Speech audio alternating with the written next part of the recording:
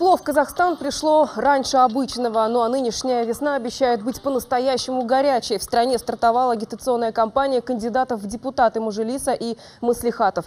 Теплая погода только добавляет участникам гонки задора. Высказывания некоторых разбирают на цитаты, другие подкупают неординарностью и полетом мысли. Потепление в глобальном масштабе достигнуто соглашение о перемирии в Сирии. Свой вклад в стабилизацию ситуации в этой стране внес и Казахстан. Здравствуйте. Подводим итоги недели. И вот главное. Президенты Казахстана и Египта обсудили текущее положение дел, а бизнес двух стран заключил новые контракты. Партии-претенденты в Мажилис пошли в народ. Некоторые представители политобъединений агитируют даже под землей. Новая система здравоохранения обещает стать ближе к человеку. Закроют ли комбинаты здоровья, от которых отвернулись люди?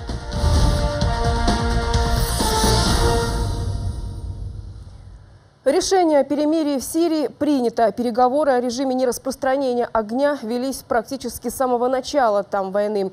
Несколько раз стороны встречались и в Астане, и вот сегодня перемирие, хоть и весьма хрупкое, достигнуто. Это, впрочем, не означает, что войска союзников перестанут атаковать группировки террористов и бандитов. Так что говорить об окончании войны пока еще рано. Ситуация в Сирии так или иначе влияет на происходящее во всем мире. В Европе продолжается миграционный кризис. От беженцев уже где-то буквально стонут. Только с начала года в ЕС прибыли больше 100 тысяч мигрантов. Потоки людей не иссякают. На фоне такой ситуации о вероятном выходе из еврозоны заявляют в Британии. Из-за вероятности этого события упал британский фунт. Падение стало крупнейшим за 7 лет. Выхода страны из ЕС опасаются и политики, и бизнесмены, и граждане стран не только Объединенной Европы. Предсказать возможные политические и экономические последствия от этого шага пока никто не берется. Европа же тем временем просит уже Турцию защитить внешние границы. Об этом сообщил премьер-министр Венгрии Виктор Орбан. Эта страна, к слову, тоже весьма пострадала от наплыва мигрантов. Беженцы оккупировали населенные пункты республики, что размеренной жизни никак не способствует. Будапешт даже принял решение провести референдум о квотах на мигрантов, который установил ЕС. Невесело и в странах ближайших с нами, соседях, о ситуации с безопасностью сегодня еще поговорим. В Таджикистане обваливается ВВП. Случилось это из-за снижения объема денежных переводов из России. Вот сегодня страна вынуждена вести переговоры с МВФ на предмет того, чтобы тот предоставил финансовую помощь.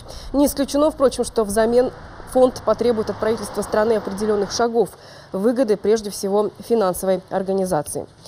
Тем временем на неделе стало известно, что Казахстан стал пятым среди стран, где на жизнь нужно тратить меньше всего. Такой вывод сделало международное агентство Go Banking Ratings.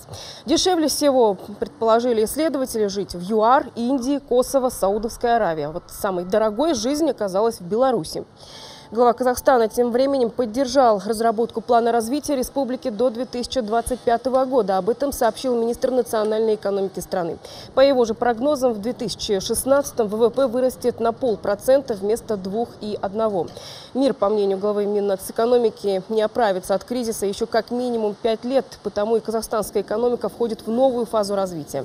Несмотря на внешние вызовы, правительство страны увеличивает расходы бюджета. Больше денег выделяется на антикризисные меры, строительство инфраструктуры. В первую же очередь увеличиваются расходы на социальную сферу. О системе здравоохранения и здоровья казахстанцев еще будем говорить. Сегодня в нашей программе вы увидите эксклюзивное интервью с министром здравоохранения и социальной защиты Тамарой Дусеновой. Но в нынешнем году Казахстан планирует экспортировать около 80% добытой нефти. Извлекут же в стране ее в нынешнем году 77 миллионов тонн, из которых 14,3 переработают. Список партнеров, с которыми республика торгует сырьем, в общем-то, с годами не меняется. Крупнейшим покупателем казахстанской нефти стала Италия. За 12 месяцев 2015 года в данную страну было поставлено почти 18 миллионов тонн. Вторым по величине импортером стали Нидерланды, которые приобрели в прошлом году 8,8 миллионов тонн. Швейцария и Франция закупили нефти почти на 6 миллионов тонн и 5,5 миллионов тонн соответственно. А в соседний Китай Казахстан осуществил поставки сырья 5 миллионов тонн. Кроме того, крупные поставки нефти нашей страной осуществлялись в Румынию, Грецию, Испанию и Россию. В свою очередь, Южная Корея в 2015 году закупила казахстанской нефти в 1,5 миллиона тонн, Португалия – 1,4. В 2015-м нефть продавали в Италию, Нидерланды, Швейцарию, Францию, Китай, Румынию, Грецию, Испанию, Россию, Южную Корею, Португалию, Швецию, Японию, Израиль, Индию и Турцию. Казахстан сегодня известен в мире не только благодаря запасам полезных ископаемых. Республика принимает активное участие в жизни международного сообщества. Известна она и своими мирными инициативами в области разоружения, недопущения и прекращения вооруженных конфликтов. Своей известности во многом страна обязана главе государства. На персональной странице президента представили документальные фильмы об истории современного Казахстана.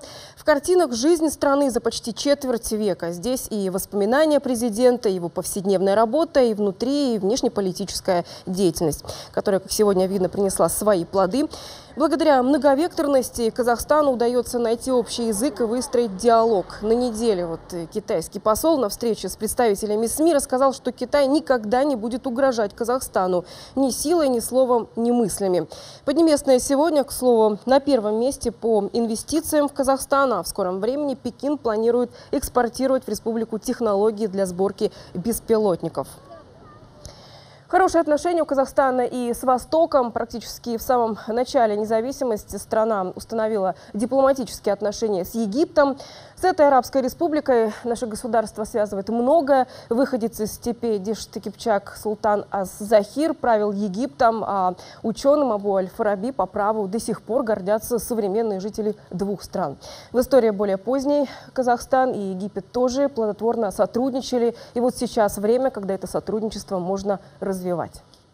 В советское время много казахстанских специалистов работали в Египте, а в нашей стране всегда обучались египетские студенты. Данную традицию необходимо возродить. Мы готовы к реализации взаимовыгодных мер во всех направлениях межгосударственного сотрудничества. Самое главное, Казахстан считает Египет и его народ близким и братским. Гульнара Жандагулова присутствовала на официальных мероприятиях с участием президентов и делегаций двух стран, изучала историю и говорила с деятелями современности о дружбе и взаимопонимании. С первым официальным визитом представители Египта были в Казахстане 10 лет назад.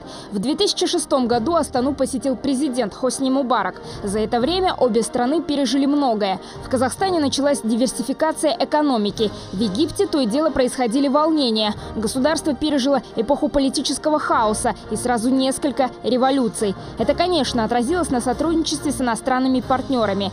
Как бы то ни было, Астана и Каир сохранили как политические, так и экономические связи.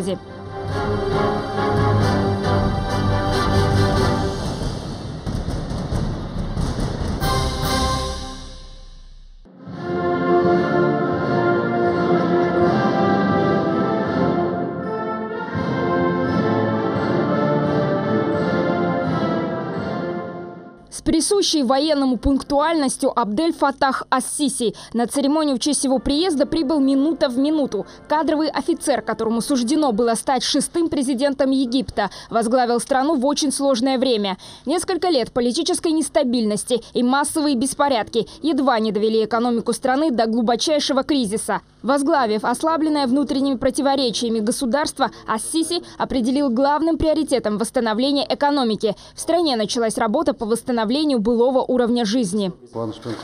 Мы очень рады, что, несмотря на внутренние конфликты, кровопролитие и революции, произошедшие в последние годы, народ Египта сплотился и выразил доверие новому президенту. В своем недавнем выступлении в стенах парламента вы поставили новые цели и задачи, которые нам понятны и близки. Египет – одно из крупнейших государств на Ближнем Востоке, и мы хотели бы продолжить наш доверительный диалог по вопросам экономического сотрудничества в текущих условиях на мировых рынках.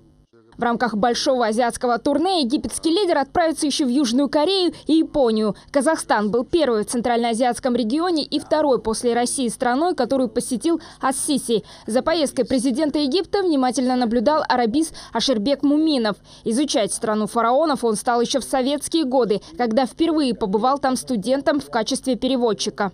У Египта имеются огромные шансы стать лидером в арабском мире, в первую очередь, а затем в масштабе всего Ближнего Востока. Потому что уже был случай, когда при Гамале Абдель Насере Египет всегда старался быть лидером показывать пример другим странам в отстаивании такой идеи, как арабское единство.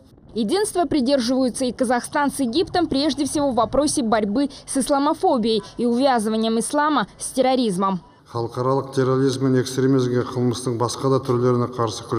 Мы готовы к тесному сотрудничеству в борьбе против международного терроризма и экстремизма, а также с другими видами преступности. Мы договорились использовать платформу съезда лидеров мировых и традиционных религий как меру, которая сохранит мир мусульманских стран, толерантность нашей религии.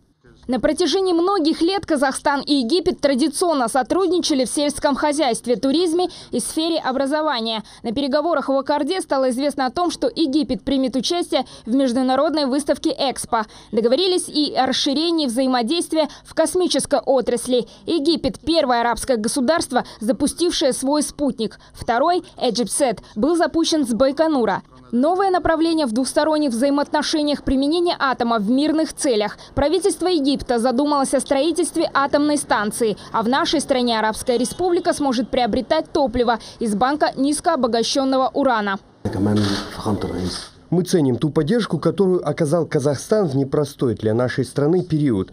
И цель моего визита – еще больше укрепить тесные связи между нашими странами по всем направлениям. Другое, не менее важное направление сотрудничества – торговля зерном. Египет – крупнейший в мире покупатель. Страна приобретает до 8 миллионов тонн в год, а Казахстан входит в топ ведущих экспортеров. Египетская сторона предлагает выкупить или построить свой зерновой терминал в портах Думьят или Александрия на Средиземном море, что открыло бы широкие возможности для поставок казахстанского зерна не только в Египет, но и в другие африканские государства. За последние годы экспорт казахстанской пшеницы значительно снизился. Это связано прежде всего с рекордными урожаями в России, курсовой разницей, а также политической нестабильностью в Египте. За последний год главой нашего государства дан стимул для увеличения экспорта в страны Восточной Африки, Персидского залива, Северной Африки. И в данное время прорабатываются логистические маршруты, как новые, так и старые. Товарооборот между странами за последние годы упал до 50 миллионов долларов. Покупать и продавать друг другу Казахстан и Египет, конечно, могут значительно больше. Например, египтяне поставляют около 40 наименований лекарств в нашу страну. Как следствие, было бы логичным создание в Казахстане совместного предприятия по выпуску препаратов. Египетские бизнесмены пока присматриваются к инвестиционному потенциалу, но уже сейчас подумывают над тем, чтобы вложить средства в курорт Кендерле в Мангистауской области. Пока же приглашают отдохнуть у себя на берегу Красного моря. Правда, недавние теракты привели к резкому сокращению потока туристов в Египет, что негативно сказалось на доходах государства. Бюджет Арабской Республики во многом зависит от туристической отрасли. В данный момент только возобновляются чартеры, то есть это будет на весенние каникулы и на Наурыз. Также планируется на летний сезон. Я так думаю, что обязательно будет прирост, так как Египет – это альтернатива Турции. То есть питание все включено, они любят, чтобы было близко, рядом лететь и прямым рейсом. На протяжении веков Египет был транспортным хабом между Африкой, Азией и Европой. Казахстан же, в свою очередь, связующее звено уже между Европой и Азией. И разумно было бы транзитно-логистические возможности двух стран использовать с обоюдной выгодой. Каир сегодня заинтересован и в торговле с Евразийским экономическим союзом. Возможно, совсем скоро страна войдет в зону свободной торговли с ЕАЭС. Ну а чтобы деловые и туристические контакты было налаживать проще, авиакомпания FlyEgypt скоро запустит прямое регулярное авиасообщение между двумя государствами. Гульнара Жандагулова, Аблай Сильбек, Жумагали Бергибаев, Ижетыкун. Официальный визит президента Арабской Республики Египет в Казахстан завершился, а мой коллега Сергей Корняков успел побеседовать с главой этой страны буквально за несколько часов до его отлета и узнал о самых первых впечатлениях президента страны двух материков от посещения республики, расположенной на двух континентах. Господин президент, я вас приветствую. В первую очередь хотелось бы поблагодарить вас за то, что согласились уделить нам время. Это ваш первый официальный визит в Казахстан. Если позволите, начнем с его итогов. Удалось ли достигнуть намеченного? В первую очередь, прежде чем ответить на ваш вопрос, хочу поблагодарить народ Казахстана, руководство Казахстана за то гостеприимство, которое оказали нам. Что касается вашего вопроса, да, все переговоры, которые прошли с руководством Казахстана, подтвердили намерение сторон к углублению взаимовыгодного сотрудничества. И нам удалось достичь всех намеченных целей. Казахстан и Египет связывают давние дружеские отношения. Это касается, например, сферы культуры или образования, но у нас есть еще большой нереализованный потенциал в сфере экономики. Товарооборот между нашими странами, нужно признать, небольшой, и в ходе переговоров в Астане, возможно, были достигнуты какие-то конкретные договоренности или были подписаны конкретные соглашения, например, в сфере сельского хозяйства, металлургии или фармацевтики. حجم التبادل التجاري بين البلدين ما يعكس عمق وقوة العلاقات اللي موجودة بالفعل صحيح. Согласен, что товарооборот между нашими странами небольшой и не отражает ту глубину взаимоотношений в политической сфере. В течение 2 дней, которые мы провели здесь, и те переговоры, которые прошли с руководством вашей страны, нам удалось достичь конкретных результатов. Во-первых, мы договорились активизировать работу межправительственной комиссии, заседаний которой не было с 2007 года. Теперь обе стороны договорились об активизации именно межправительственных комиссий. Теперь, что касается зерновых культур и пшеницы, да, у Казахстана имеется большой объем зерна для экспорта, а Египет, как вы знаете, является крупным импортером зерновых культур. Поэтому было предложено развивать сотрудничество в этой сфере, а также мы предложили казахстанской стороне использовать потенциал Суэцкого канала. Теперь, что касается образования, мы договорились, что будем развивать сотрудничество в сфере общего и теологического. Вы знаете, в Египте есть университет Аль-Азхар, который славится своими умеренными взглядами. И мы договорились, что будем отправлять в Казахстан знатоков теоретических и практических сторон ислама, у которых позиция умеренного ислама, без радикализма, без фанатизма. Накануне вашего визита в Казахстан появилась информация о том, что наша страна возобновляет прямые авиарейсы в Египет. Сейчас у вас сложилась очень непростая ситуация в сфере туризма. Это случилось после крушения российского самолета над Синайским полуостровом. Хотелось бы узнать, как продвигается расследование этой трагедии, что делают власти страны для обеспечения безопасности туристов и для борьбы с терроризмом. خلينا أقول إن إحنا نرحب بهذا القرار ونأكد على إن إحنا. Во-первых, мы приветствуем решение казахстанских властей возобновить рейсы в Египет. Египет будет очень рад принимать туристов из Казахстана. Это очень важное решение. Что касается безопасности, я могу с уверенностью сказать, что с безопасностью все вопросы решены. Сейчас на всех туристических объектах, которые находятся на территории Египта, безопасность на должном уровне, в том числе и в Шарм-эль-Шейхе. Что касается того, на какой стадии находится расследование трагедии, я хочу сказать, что расследование до сих пор продолжается. И как только оно закончится, мы объявим всему миру его результаты и итоги.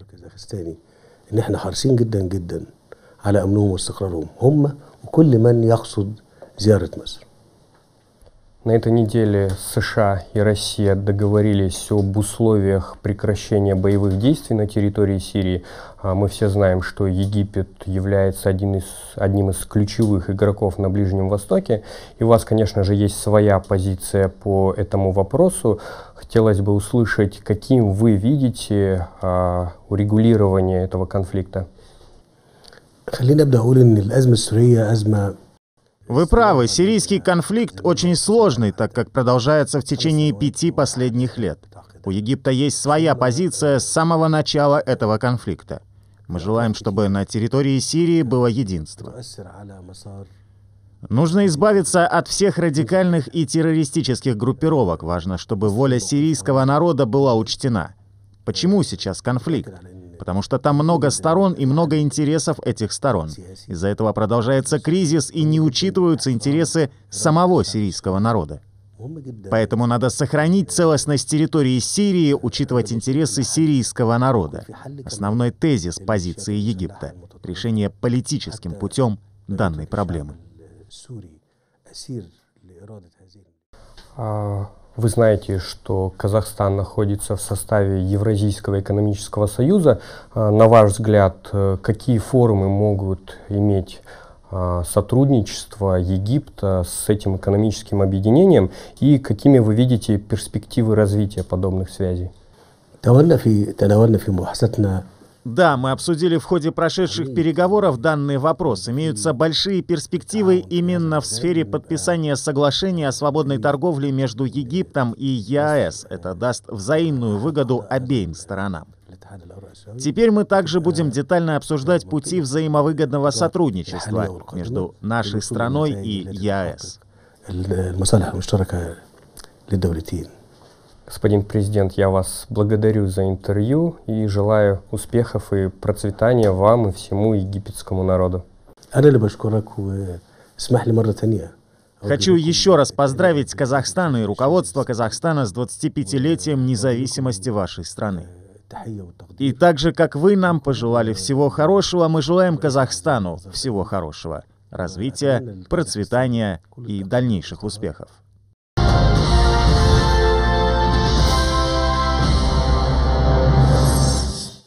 На неделе главе государства докладывали о вопросах безопасности и участия Казахстана в международных мероприятиях, в том числе в выставке «Экспо-2017», а уполномоченный по правам человека представил президенту отчет. Как выяснилось, чаще всего права казахстанцев в 2015 году нарушали правоохранительные органы. Всего же к омбудсмену в 2015 году обратились 1340 раз.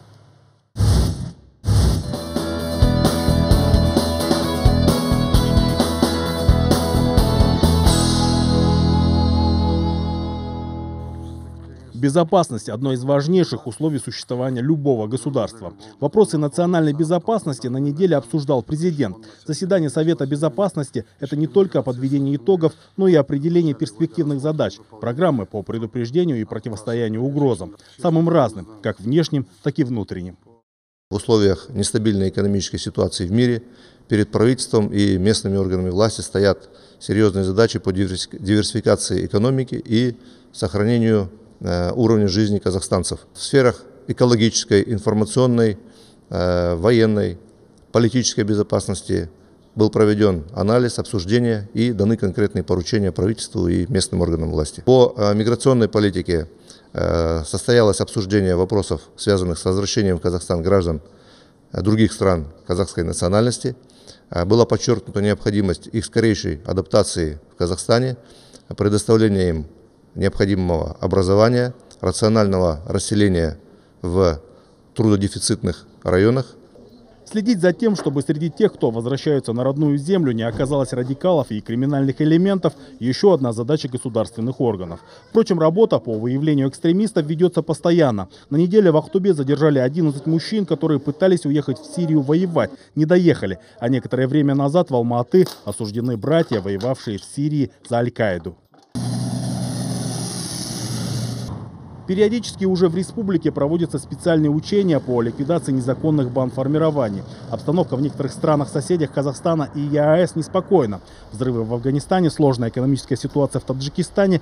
В теории оттуда через территорию стран экономических союзников способны проникнуть бандиты. Впрочем, судя по результатам учений, Казахстан готов не просто противостоять, а не церемонясь уничтожать незваных гостей.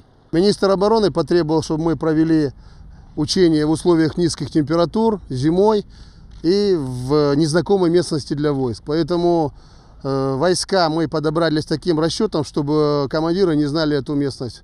Ряд батальонов отдельных пришли с юга, Мерке, Арысь. Ряд дивизионов, батальонов пришло с запада. Они сейчас прибывают, разгружаются и выходят в установленные районы.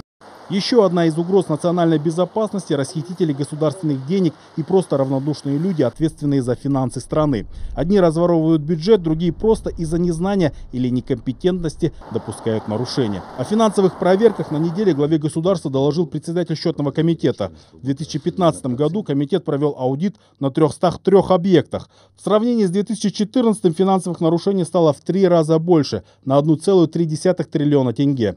В результате из 128,8 миллиардов тенге, подлежащих восстановлению, возмещено 87,2 миллиарда тенге. К ответственности привлечены больше 400 человек. Правоохранительные органы переданы 40 материалов. Мы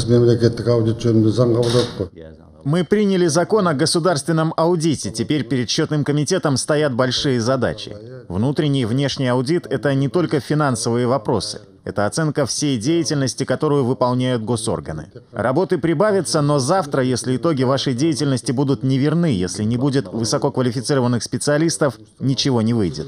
В 2015 году практически по всем показателям, которые характеризуют работу счетного комитета, мы превысили показатели 2014 года не на проценты, а в разы.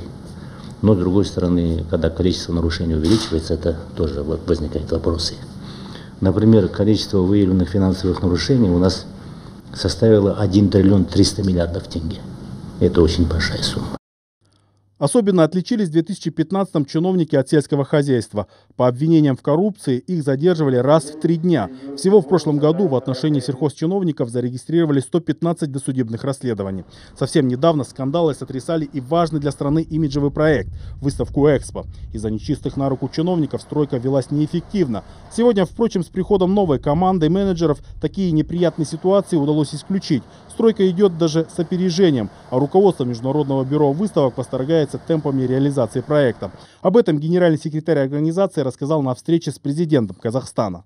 Хочу благодарить вас за постоянное внимание проведению Экспо в Казахстане и нашим делам. Я постоянно слежу за ходом строительства, подготовки. Вам, наверное, доложили, что отставания от графика у нас нет. Задача поставлена к концу этого года строительные дела закончить и начать подготовку к самой выставке. Как вы сказали, я приезжаю и в этот раз приехал посмотреть, как продвигаются дела. Я очень счастлив вам доложить свои личные впечатления от посещения строительной площадки. Это просто невероятно. С архитектурной точки зрения все здания гармоничны, красивы и интересны. А с точки зрения функциональности они продуманы и удобны. Строительство ведется не только без опоздания, но даже с опережением графика. Генеральная программа по наполнению очень солидная и ясная. И теперь от компаний, ответственных за павильоны, зависит их качественное содержание. Уже на встрече с журналистами Лосерталис прокомментировал и скандальное письмо об угрозе срыва выставки в Астане, которое было распространено некоторыми СМИ. Лосерталис дал предельно четко понять, в письме обозначена исключительно точка зрения автора и реальной ситуации она не отражает. Ну а что касается самой темы выставки «Экспо. Энергия будущего», то хозяйке уже есть чем похвастать. В Казахстане выработано около 700 миллионов киловатт-часов зеленой электроэнергии, а в эксплуатацию введено 14 проектов, работающих на возобновляемых источниках.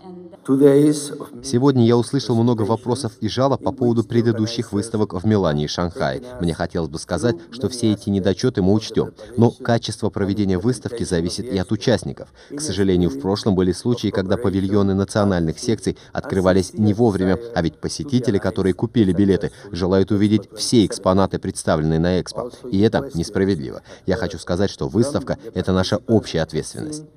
Казахстан – участник и инициатор ни одного значимого международного мероприятия. Уже больше года действует одна из организаций, создание которой инициировал президент Казахстана. Евразийский экономический союз обеспечил свободное передвижение товаров, услуг, капитала и рабочей силы. В период общемирового экономического спада спад произошел и внутри экономического объединения, что, впрочем, не повлияло на перспективы его развития. Сегодня переговоры об участии в ЕАЭС ведут несколько стран, в том числе и будущая организация. Глава государства обсудил с председателем коллегии Евразийской экономической комиссии. Всем членам комиссии, всем правительствам надо работать, чтобы не получилось, что все эти издержки якобы из-за Евразийского экономического союза. Нет. Конечной полезности этого интеграционного объединения у меня никаких сомнений нет. Тем более, что есть желающие создать свободную экономическую зону, вступить в этот экономический союз, потому что все видят перспективы. Я хотел бы поблагодарить вас за эту возможность обсудить с вами стратегию развития Евразийского союза, потому что ваша позиция имеет принципиальное значение для нас. Не только потому, что вы были архитектором этого пространства. В этом году, когда вы будете председательствовать, я бы хотел, чтобы мы бы использовали этот шанс, чтобы мы бы дали новый толчок интеграционным процессам. Тем более, учитывая то, что происходит в мире, и особенно ваше послание, я хочу вас проинформировать, что я дал поручение всем нашим министрам чтобы они детально изучили послание и представили бы перечень мероприятий для реализации тех основных установок, которые есть в докладе. Сегодня к объединению намерены присоединиться Китай, Израиль, Индия, Египет, Корея, Монголия. Быть с нами хотят и некоторые международные организации. А уже сегодня, благодаря работе ЕАЭС, казахстанская продукция все чаще появляется на витринах за рубежом. В столице России, например, вырос спрос на продукты из Казахстана, а бизнесмены в Москве открывают торговые точки, где продается исключительно казахстанский товар. Что это даст для наших предпринимателей? Во-первых, здесь мы открываем доступ на весь рынок Москвы. Все крупные сетевики, сетевые супермаркеты, рестораны приезжают сюда покупать, подписывать контракты. Следующий наш шаг – открывать свою сеть мини-маркетов в Москве. Казахстан сегодня страна узнаваемая и известная в мире. Теперь важно понимать, потенциал не только сохранить, но и увеличить. И ответственность за это лежит не только на людях, принимающих важные государственные решения. Халят Журумбаев, Айгуль Адилова, Житекун при поддержке ТРК президента. В Казахстане продолжается агитационная кампания кандидатов в депутаты представительных органов. К агитации приступили и кандидаты в депутаты маслихатов. В Центризбиркоме же и избиркомах на местах активизировали разъяснительную и организационную работу.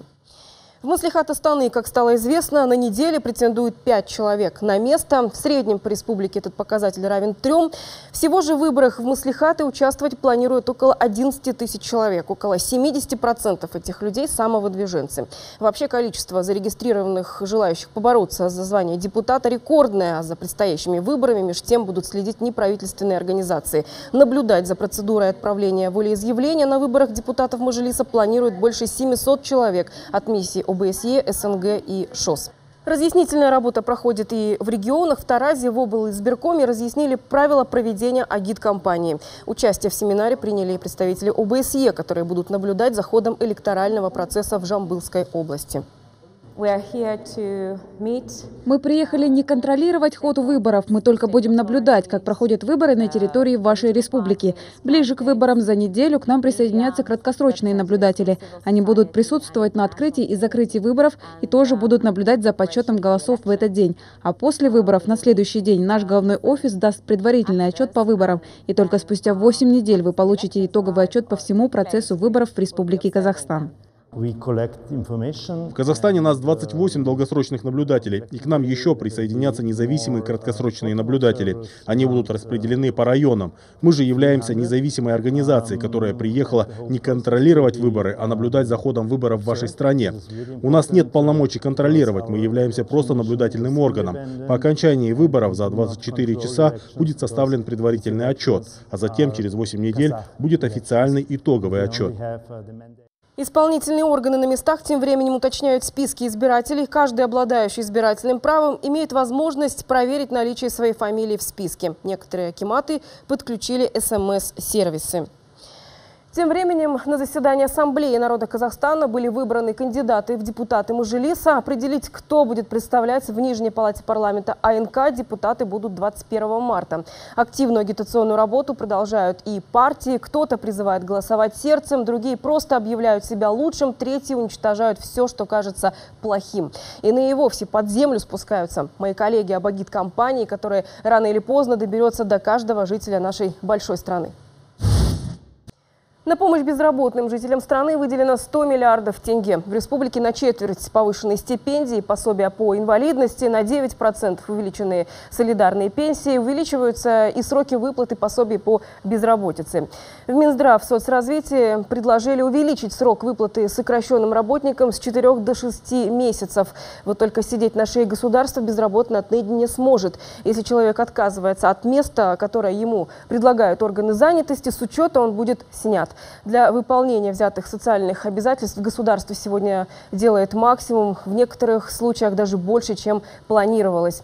Моя коллега Айгуль Адилова на неделе беседовала с министром здравоохранения и социального развития республики, чтобы выяснить, насколько надежна социальная защита самого социально незащищенного жителя страны.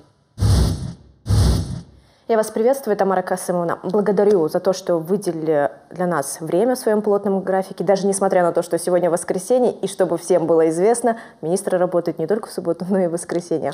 Ну и начнем нашу с вами беседу с актуальной темы «Дорожная карта занятости».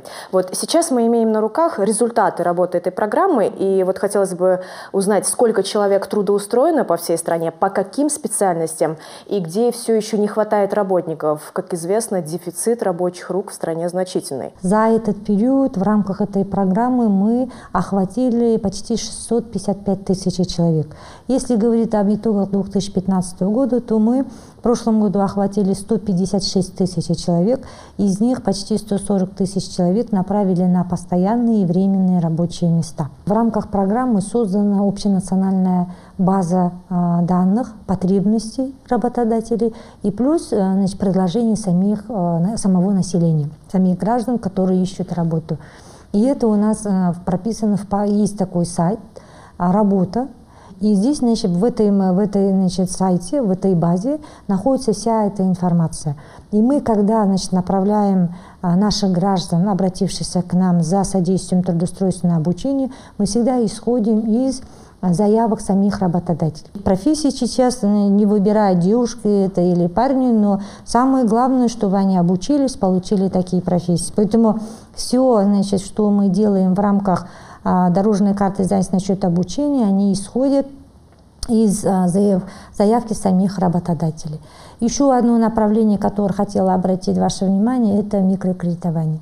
Конечно, сегодня проблематично, например, безработному человеку или самозанятому человеку, который раньше не занимался бизнесом, пойти в банк второго уровня или же микрокредитная организация получить кредит. И здесь и банков, и микрокредитных организаций тоже можно понять, потому что это большой риск. Поэтому мы таких категорий населения тоже вовлекаем в нашу программу. В прошлом году 6 тысяч человек получили такие микрокредиты, и 4 тысячи человек, почти 68% всех тех, кто получил микрокредит, они впервые открыли собственное дело. И кредитная сумма 3 миллиона в течение 5 лет они погашают, и процентная ставка этого кредита 6%.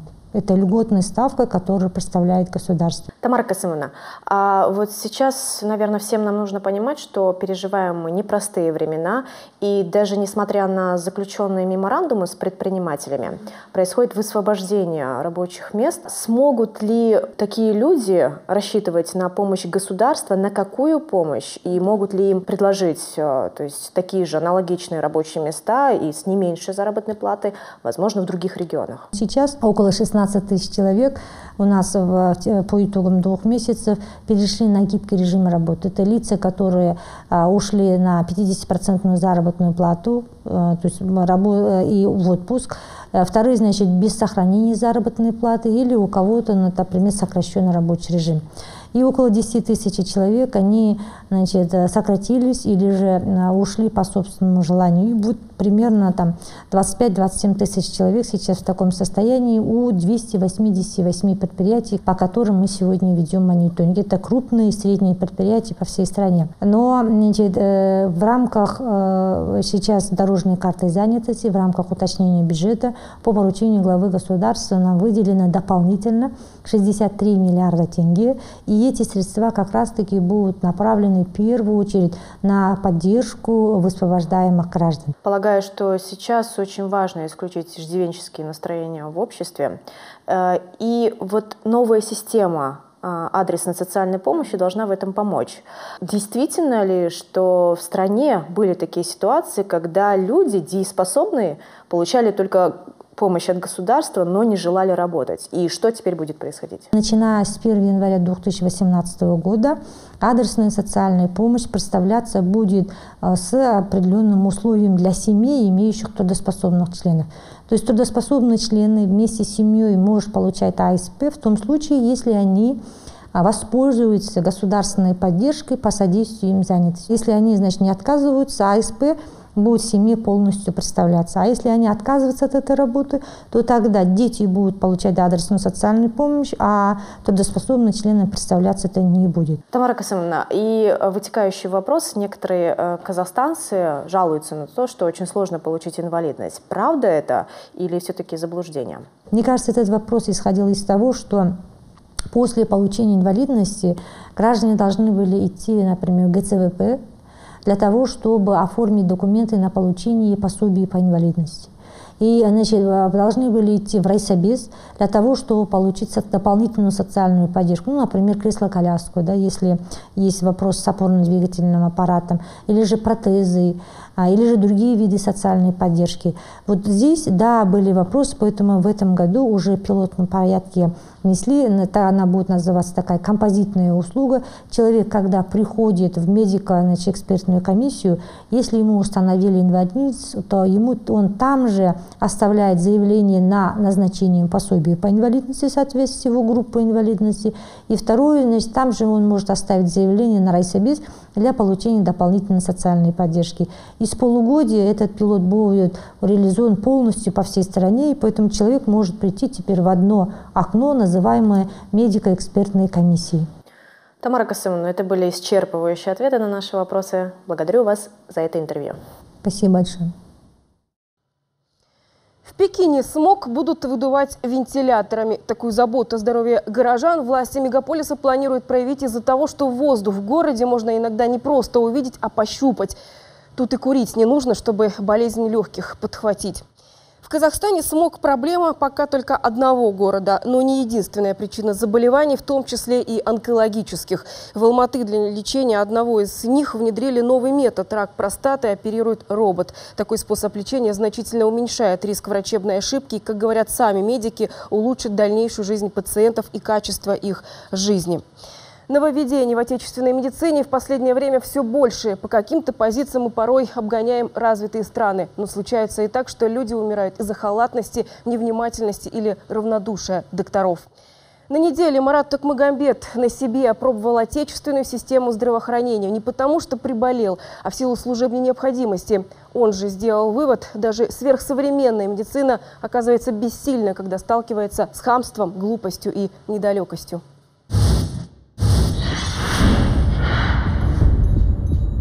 В клинике готовят реанимацию. Вызов неотложный. Жизнь пациента буквально на волоске. Скорая еще в пути. Астана. Час пик. Наша съемочная группа провела эксперимент, после которого каждый для себя сделает вывод.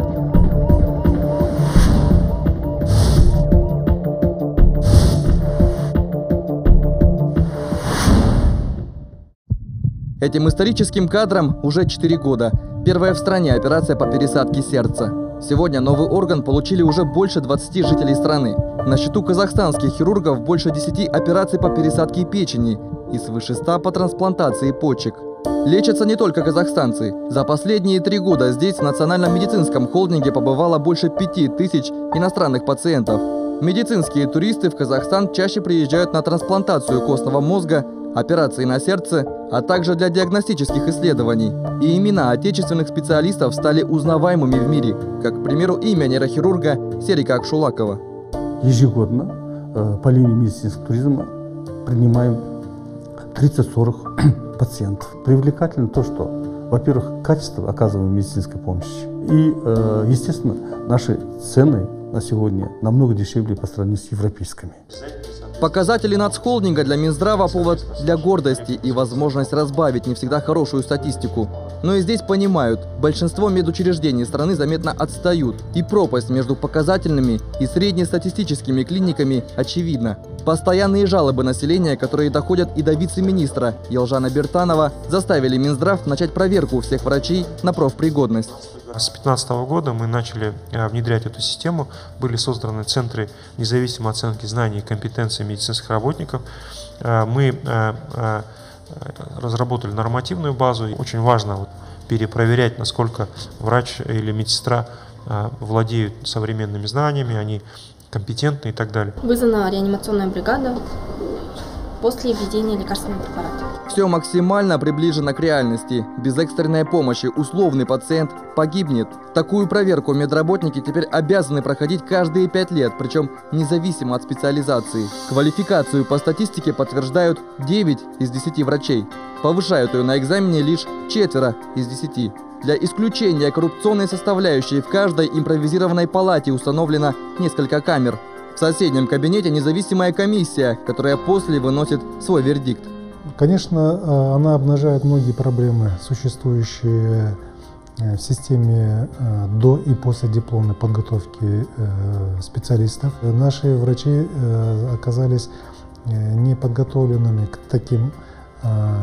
такой системе оценки.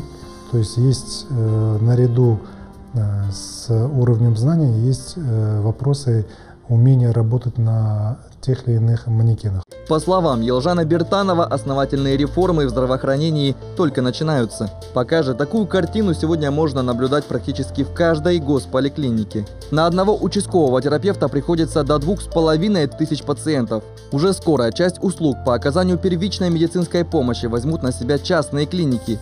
В борьбе за пациента победит тот, кто умеет зарабатывать деньги, предлагая комфорт и качество, а не грубое обращение и откровенное хамство. Тем более, что сегодня казахстанцы все чаще выбирают не медучреждение, а врача. Частный сектор растет, и мы разговариваем с частным сектором, они говорят, мы вынуждены медсестер, врачей переобучивать. А даже в государственных клиниках, я сам работал врачом, я знаю, что когда ты приходишь после медицинского института, ты все заново там должен изучать. Масштабные перемены грядут и в системе медицинского образования. Но вот какие именно, в Минздраве детально не уточняют. Пока профильное ведомство обещает разобраться с очередями в поликлиниках. Для этого функцию выдачи справок о прохождении профосмотра передадут в ЦОНы.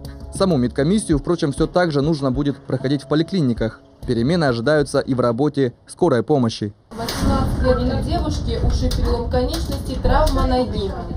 Время 28:15. Вызов.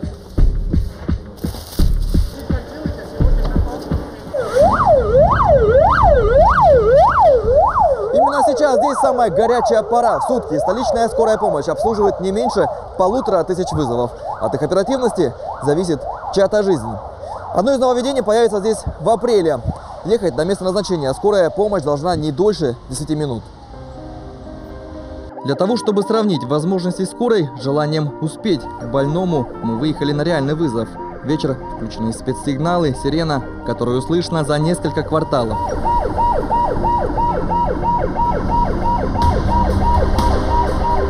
По правилам, участники движения должны уступать дорогу автомобилю с включенным проблесковым маячком. Но из-за наплевательского отношения некоторых водителей к этому пункту ПДД до места происшествия приходится добираться гораздо дольше расчетного времени. Ведь на счету каждая секунда. В результате до места назначения вместо 10-15 мы добирались 30 минут.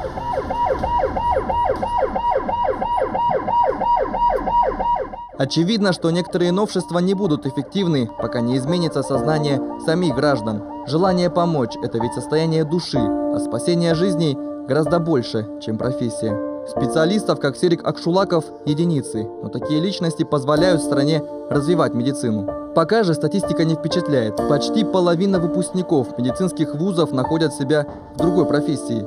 Кто-то же продолжает путать медицину с коммерцией. Остается надеяться, что очередные реформы Минздрава действительно станут реформами и помогут отечественную медицину поднять на новый уровень. Марат Токмагамбет, Арман Данышпаев, ЖТКУН. Ненужная роскошь, которой стало слишком много. Если в начале 90-х шуба на мужчине смотрелась дорого, то сегодня на такого человека посмотрят как минимум с недоумением. Атавизмом сегодня становятся дорогие виллы, роскошные автомобили и прочие предметы ярмарки тщеславия. Во вторник в 20:30 Артем Петров в фильме из цикла «Бюро расследования» о том, почему кич больше не в моде и почему предметы роскоши становятся ненужными. А большинство казахстанцев перестало жить, что называется, для соседа и сосредоточилось на себе. Фильм «Бюро расследований. Свирепый аппетит» во вторник в 20:30 вечера. Не пропустите. А я с вами прощаюсь. До встречи.